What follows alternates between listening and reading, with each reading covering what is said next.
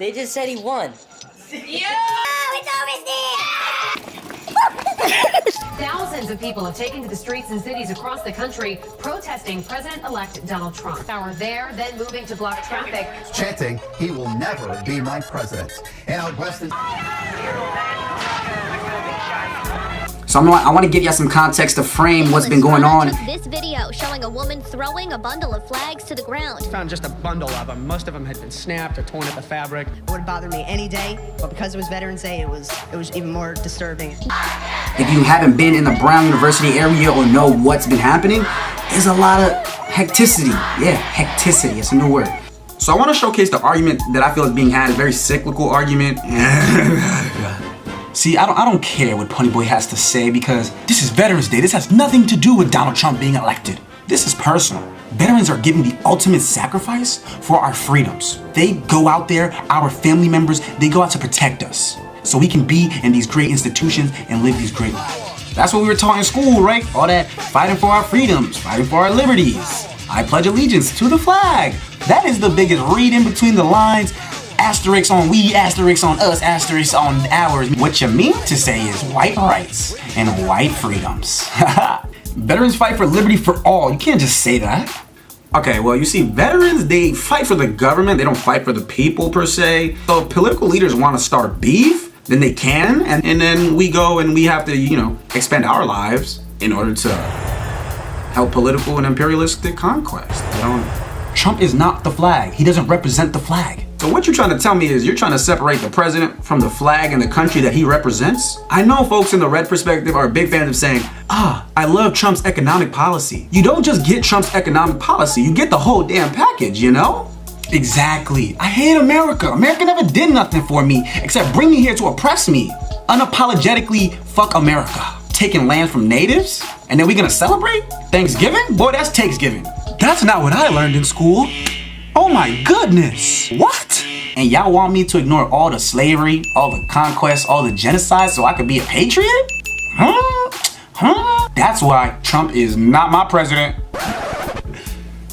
What?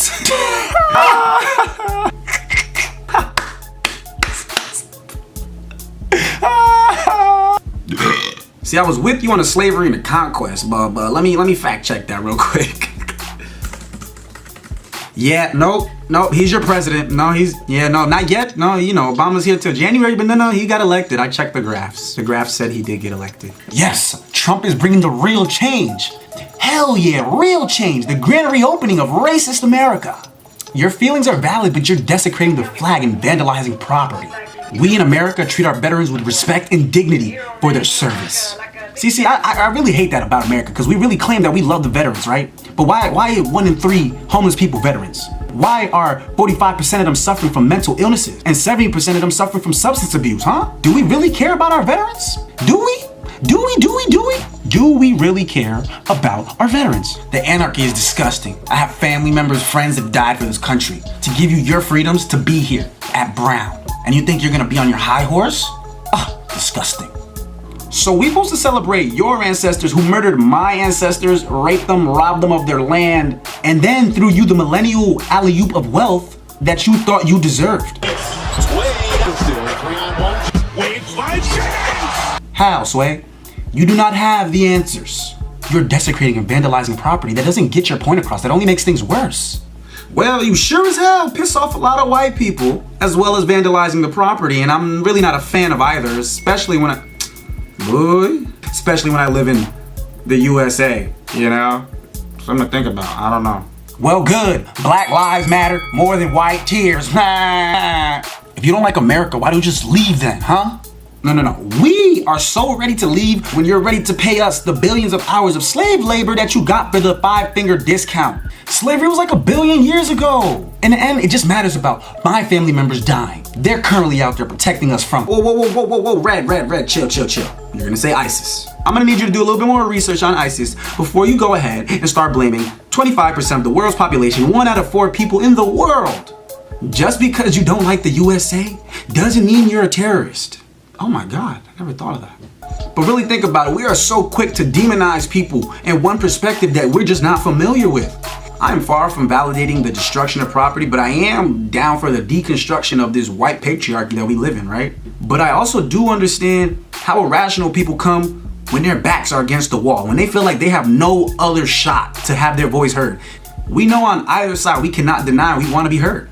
Shit, the silent majority in America felt like they weren't heard for 8 years just because Obama was cooling in the office, and they made sure that Trump was elected. Let's stop denying each other's voice and start validating everyone's experience. And that's easy for some to say and a lot harder for others to do. At the end, we need to talk about it. We can't run from it. We can't just protest about it. We need to talk about things to the people who are here living with us. There's no way black people, I don't know what you're thinking, you're not getting rid of white people.